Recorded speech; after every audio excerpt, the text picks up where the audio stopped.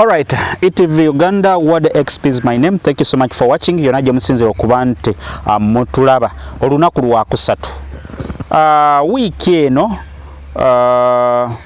weekend yewedde okutandika n'olw'omukaaga paka ku Sunday nakati Embozi ya Imam Eyawasa Musajja Munne yefuga internet yefuga mainstream media afenga ba Etv Uganda twesitula ne tugenda echampise Ekayunga ne tutalaga Kayunga oyo nga tubaleetera Embozi eyo yabanyumira, Embozi eyo yabamalako ebigambo, Embozi eyo erina bingi. Gwe wenna atali naffe mu kutandika amawulire gasansanira internet nga Imam ow'omuzikiti gw'echampisi mu Kayunga mu district ye Kayunga bwe yayawasiza Musajja Munne era nga omusajja ono yali yefudde omukyala ng'akozesa erinnya lya Swabula Nabukeera. Agwo twatukire Kayunga nga Swabula Nabukeera omusajja akwatiddwa poliisi ye Kayunga. Olunaku lw'eggulo Swabula Nabukeera yatwaliddwa mu kooti n'avaayo ne yeegayirira bamusonyiwe kubanga kino kyonna yakikola lwa mbeera. Abantu bangi bazze boogera tamale mirundi ye yavayo n'agamba nti omusajja ono terrorist. Abantu bangi bavuddeyo ne boogera naye nga olw'okulaga okusiima kwaffe tugenda kubanga tubawo endowooza z'abantu ab'enjawulo bo ekya Imam okuwasa Musajja Munne bakyogerako ki oyo yenna ataaliwo kankuzeeyoko mabega nga bagulawo omuzikiti gw'echampisi oguli mu district ye Kayunga. Imam ono Muhammad Mutumba walabira Nabukeera Swabula eyali yebikiridde obulungi ng'alaga nti muwala musiraamu era wano ne basiimagana Seeka n'amusaba akanamba n'akamuwa ne basigala mu contact nga beekubira. Ndowooza Seeka n'abaako kya proposinga Swabula n'amugamba tewali kye tujja kukola mpozi ng'omaze okumpoowa. Kino kyawaliriza Seeka Muhammad Imam Muhammad Mutumba okuba nti ayanjula Swabula Nabukeera era amuwoowa n'okumuwoowa. Bino byonna byakolebwa abaaliwo ku mbaga baaliwo bingi bye kugamba n'abaliwo ku mbaga bamutwaba balaga eyasiba Kadaali twamubalaga Dandi Road twamubalaga n'ebintu ebyenjawulo. Mu mbeera eno bamaze okubawoowa Imam nga buli lwagezaako okugamba Swabula Nabukeera nti owaaye tugire bwe tuti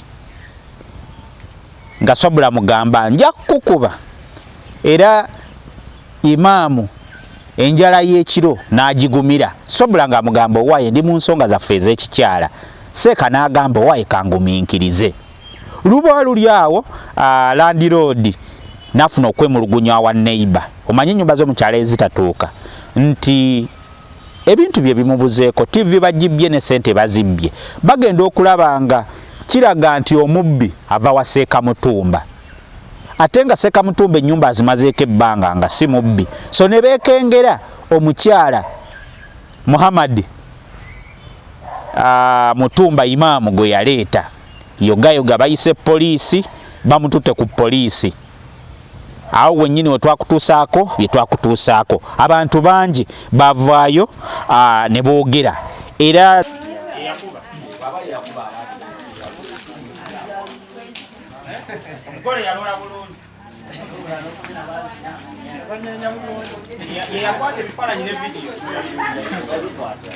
ono mukolo yaliwo yali agendaga kwata ku kamera naye embaga yali yanzikiza nnyo waliwo naawe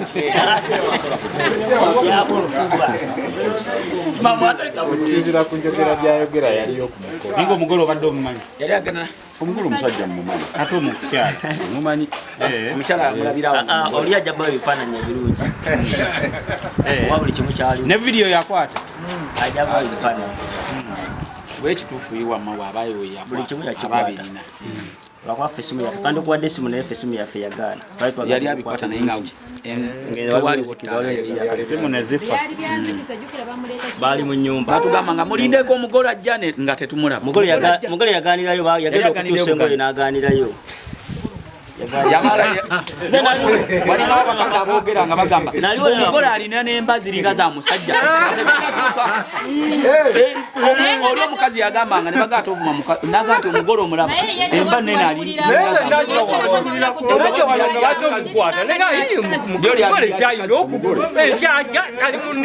omugole yakolaki yalina ali munigi omusajja ono si musajja si mukazi ono mukazi wawe alina enjaja nenigina nga embaga eriko nigina iye yenyini wano okumutwala nga yina yekapitani munigi inyamba ng'ekiga ekijjudde ekyakonza ono si mukazi nabakazi abanenjaja akwati gele ky'omusajja kyebikana kiri kya musajja nagadinze nembange nabugume yakawasa ekigezi mukazi ono oba mukazi nga mukulu kitegeeza ng'ogenda omulabanga enkyakya ejjudde kyona kijjudde enkyakya ekige munyiga leka mugole ekyo kati omugole wamulabanga ate nga munyirivu yali ekapise gagandula ali mumagandula nadayo neŋandi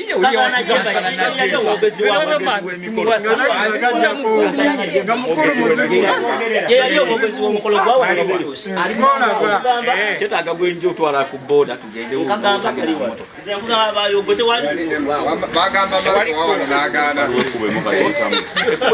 temugegenda ye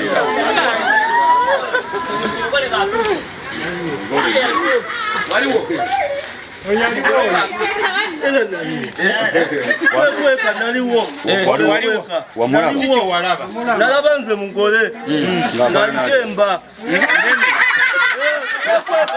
amazima naye simanyi oba mukazi oba nedda oba mukazi oba musajja fe twalaba bulabi mugole nemmere ne batuwa nenyama ne bampa era bampa ebifu 8 ebyemmere ebyennyama sikweka era bye bampa era namagembe yafumbewo wayeri yagamba mwana wange kankuwe ddala nenyama n'omutima gumuoje era nze nalya nze sayogera njogera mazima sekweka nze era nalya bulungi nnyo ennyama sekweka kati omugole yali mukazi musajja nze simanyi oba yali mukazi oba musajja nze n'aba bulabi mugole era yajja mukamwa kakangobi era mwe babaledda nze sikweka njogera mazima byebyo mukama wange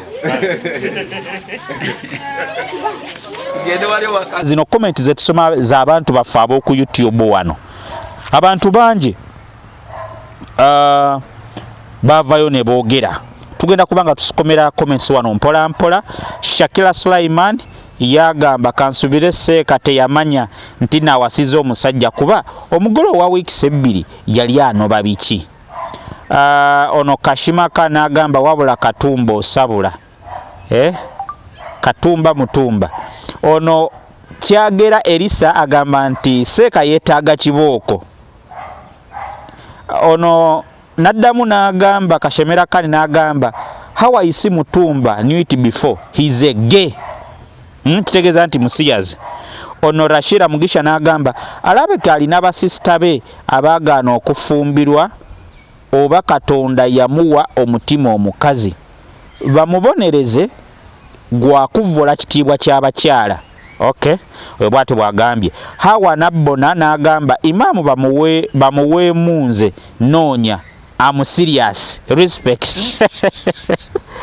Imam seka mutumba yonna gy'oli Hawa nabbona yakwagala twala muyye. Okay, ono Nasa Saidi n'agamba subhanallah astagfirullah. Ono Muwanga Ayubu n'agamba eno nkomerero. Tukyagenda mu maaso Etv Uganda gyonna gy'osinzira okuba nti otulaba.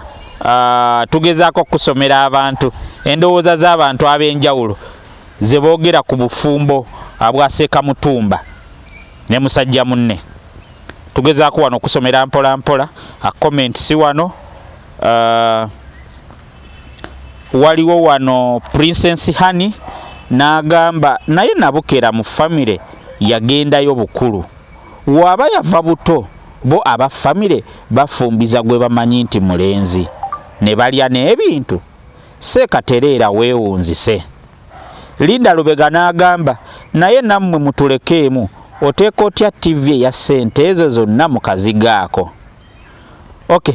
Ono Linda Lubega n'agamba era defense nsamba omugole ye Nabukeera neganye ekika ky'engabi. Okay. Naye Museveni bino abiraba. Ono yeebuuziza bwebuuza. Vinyi n'agamba bagenda okukebera nga kyali alina n'enswanyu y'amasanso. Okay. Ati kyagenda mu maaso. Blossom n'agamba ani gw'okyekinga twala eri mbu sukaali azifugwe otuukiridde olina n'akamanyiiro. Wenene Barbara n'agamba ensi n'ebyewuunyisa oyo endiga yatomera, that's why yafuna musajja munne kuba ndowooza yali talina nankanyi yafa. Imam sorry. Mutesi Sara n'agamba honestly the world has come to an end. Those are the indications of last days. Man marrying a fellow man. Bujingo fornicating in church with Susan. Two Anglican leaders impregnating a younger girl and deny her. Wano kukyusizaamu n'agamba nti kirabika enkomerero etuuse nga wano weetuukidde omusajja wasiza musajja munne, Bujingo awasiza omukazi omulala nga atalina omukyalo omulala. Ababuulizi babiri bawadde omuwala olubuto ate ne balwegaana. Weewaawo. Nakaga Farida yagamba Seka atulimba abadde Musiyazi. Namugenyi Eva n'agamba bannange biswaza walaayi. Francis Kamugo ye n'agamba Reverend mudduko omusango gw'obwenzi kubanga ekiseera ky'omusango gwe kituuse. Okay.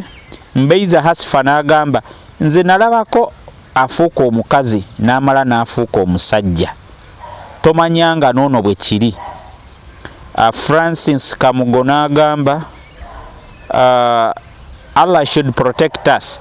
He is the same devil disturbing the world. Go and read 10 Surah 94. All this is mentioned in the whole Bible. There is something they are promoting now. Okay. Mbeiza Hasifa n'agamba nze ninze muzaata. Justin Walusimbi n'agamba bano abantu ba NRM batubuzaabuza katemba temuva ku mulamwa. Etv Uganda, that's where we are. Ebyo nabyowulira abirowoozo byabo, si birowoozo bya Etv Uganda oba nnyiniyo n'abagiddukanya. Okay. Justin Walusimbi n'agamba ono katemba yennyini bamuzannya buzannyi. Ekyo kirabwa n'omwana eyeebase. Seka Musiyazi oba temukimanyi mubakkirize babeere mu bufumbo bwabwe.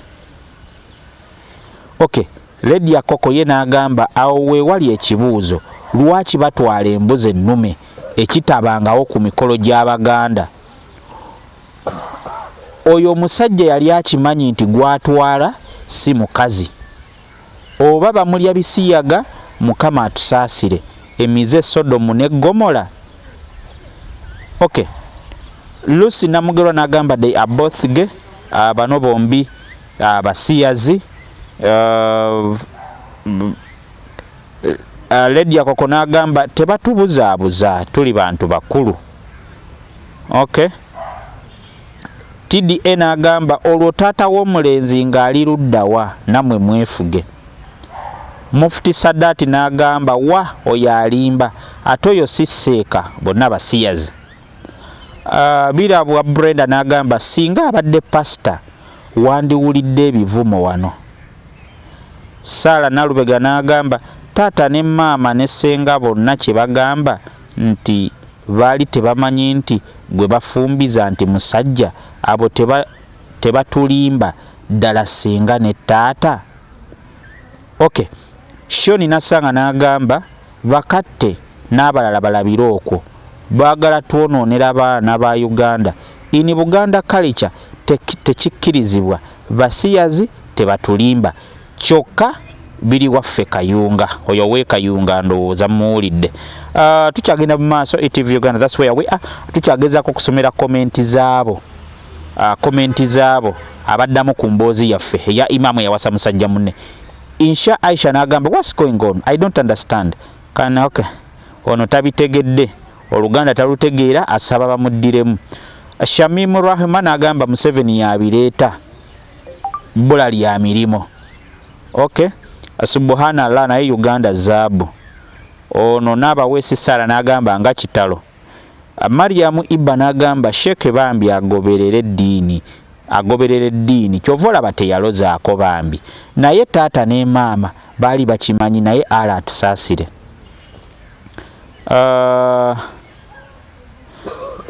Nabukenya Zaamu yagamba sekendiga yamutomera omugole ng'aloola. Okay, Maria Juliana n'agamba maama Maria owulidde Uganda weetuuse, maama tuyambe bino biki? Okay, Habiba n'agamba Sheikh Musiyazi alabika. Mutesi Bushira n'agamba kiki olifa teweerabidde. Rock of Peace Headlines n'agamba love is choice. Namusobya Anet n'agamba kitalo.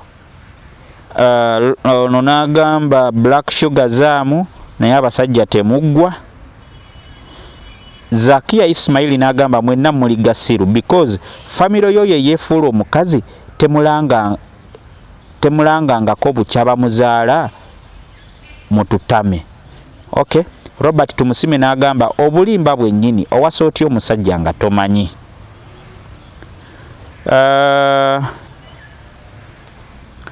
Etv Uganda, that's where we are. Tukyagenda mu maaso. Naluyinda Samalie n'agamba bano batuzannye katemba yennyini, obeera otya n'omuntu ebbanga lyonna n'otuuka n'okukuba embaga nga tokimanyi, n'abazadde be nga tebakimanyi. Ono Leila Nsimbi agamba Imam olukwe yalulimu nze wendaba. Okay, ono Liza Banks n'agamba abazadde bannabukeera baali tebamanyi nga simuwala. Ono yagambye Imam Shududai bamutte.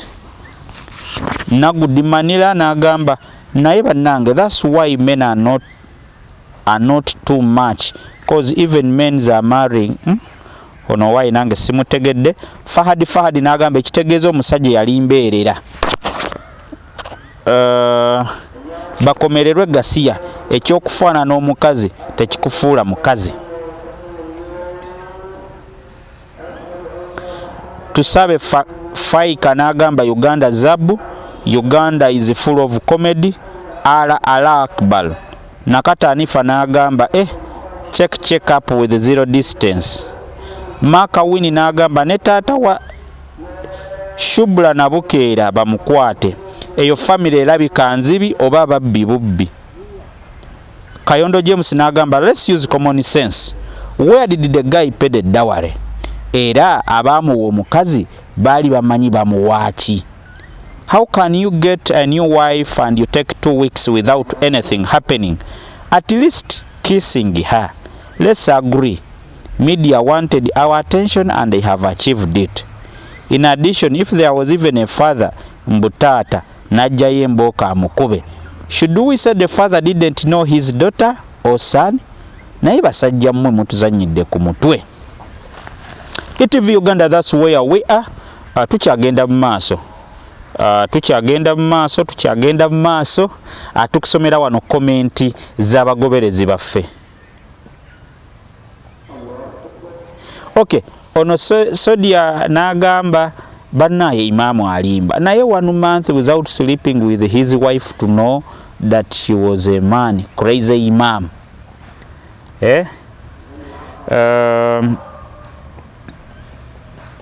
Okay. Abantu balina emikisa. Omuntu n'omusanga mu kaseera katono n'akwanjula. Abamu balinda paka bwe babyesonyiwa. Okay.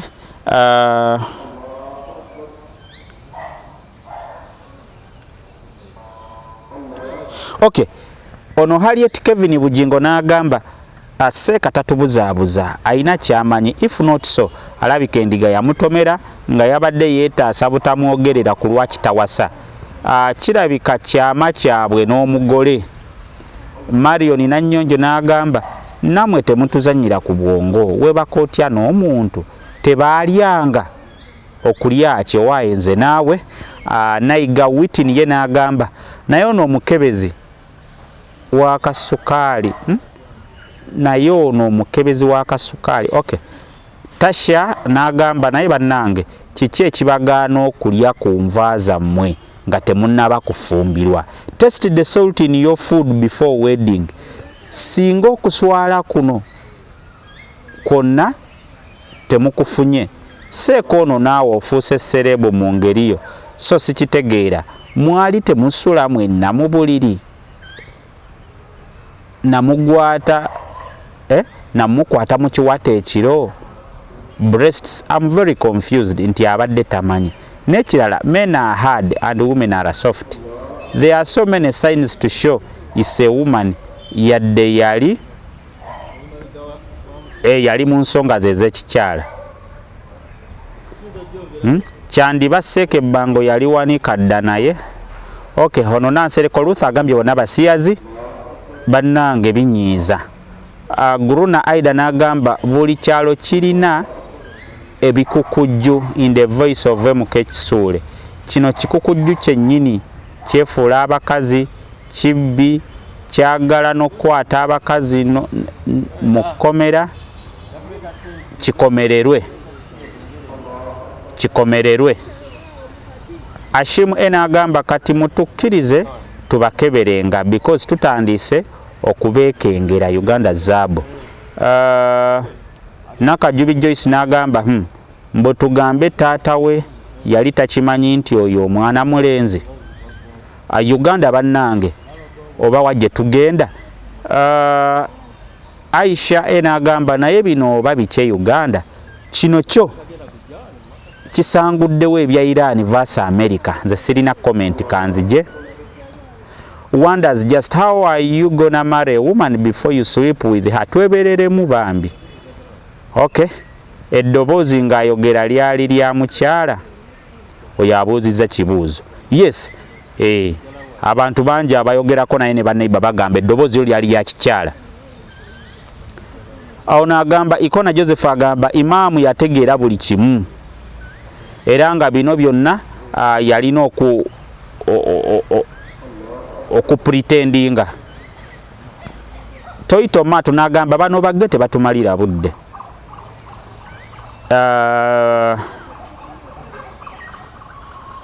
Ono Nancha Irene agamba Mama Brighton where are you? Mama Brighton nkutumiddeko nnyo. Mama Brighton gyali eyo show ya Spice Diana emooba.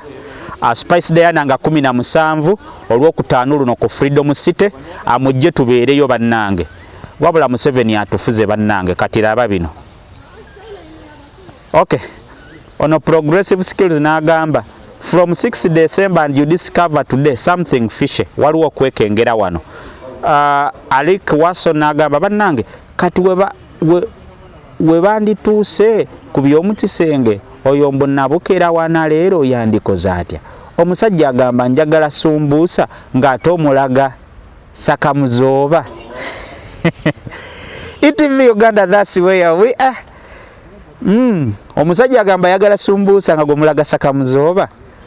Okay, Lili Uganda agamba sekaleme kulimba omuntu yamuwasa amumanyi ensi ekimanye nti abo baali babisiyaga. Okay, ababoda mbu check point. Okay, musajja teyatuuka ku check point. Hamatulo wenga bikirabika jini kubanga taata we naye tamanyi nti omwana musajja. Bannange nze wenkovu bannange nze wenkovu tebampase kanve wano. Kirabika Imam alya kabina. Okay, nange Uganda zaabu Kampala si bizimbe agayaaye. That's tugezaako genda mu comments z'abantu. Bino bye muwulira si birowoozo bya wadde oba Etv Uganda n'abagiddukanya, wabula birowoozo by'abantu sekinnoomu. Ebyo bya kiyaaye. Mwana osobola otya n'omuntu wiiki 2 nga tomanyi mwana mukola amawulire. That means Imam knew it. Sala Namuganza agamba naye ensi yaffe eragawa. Imam n'omukyalo omwami. Naye omukazi alina ekizibu bamusonyiwe. Akyuka alabika oluusi aba mukazi oluusi musajja sitaani yakimukola. Wabula Imam weetaaga kibooko mbwe yazirika gw'olaba kisoboka. Okay. Because we are living in a confused world, Mbozi za Malwa. Kiri Uganda bwoba okyetaaga Uganda zaabu. Uganda wetuuse Mukama saasira ensi yo. Imam alimba nnyo alabika muli wa bisiyaga. Uganda zaabu byampuna. Kati ekituufu kyeki Landlord yagambye omupangisa we Seeka amazeewo omwaka ate ono atugamba wiiki 2 biri mu katemba.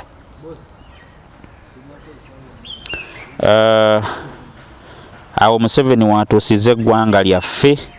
Princess Buganzi n'agamba mbona mugulidde emmumbwa. Okay, that's where we are. Okay, tukyagenda mu maaso. Imam Musiyazi era yali amanyi lwaki yali agule emmumbwa alimba. Mukama atusaasire, nze n'ebyokwogera sirina.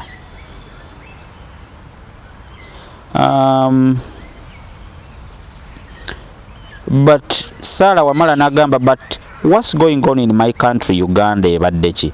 Timu manager muli. Semanda Beni n'agamba kasasiro Seeka yali amanyi byonna. Wiiki 2 nga tokombako yadde okukwatako. Etv Uganda, that's where we are. Alright, Etv Uganda bannange Embozi yeeyo, comment zeezo. Comment zo nyingi. Tugenda kubanga tuyongera zisoma. Tugenda nakuddayo Ekayunga very soon. Tugenda kubanga tufuna senga Wanabukeera. We are trying to get in contact with her. Buli kimu tugenda kubanga tufuna senga Wanabukeera tubeere nga buli kimu atukibatuusaako. Mwebale nnyo ku commentinga, mwebale nnyo ku subscribinga. This story so far now erina over 600 comments. Zonna sobodde kuzisoma naye tugenda kubanga tuzisoma mpola mpola. Bw'oba oli mupya kindly subscribe. After subscribing click on the bell notification button. Bw'omala okukikola ekyo ojja kubanga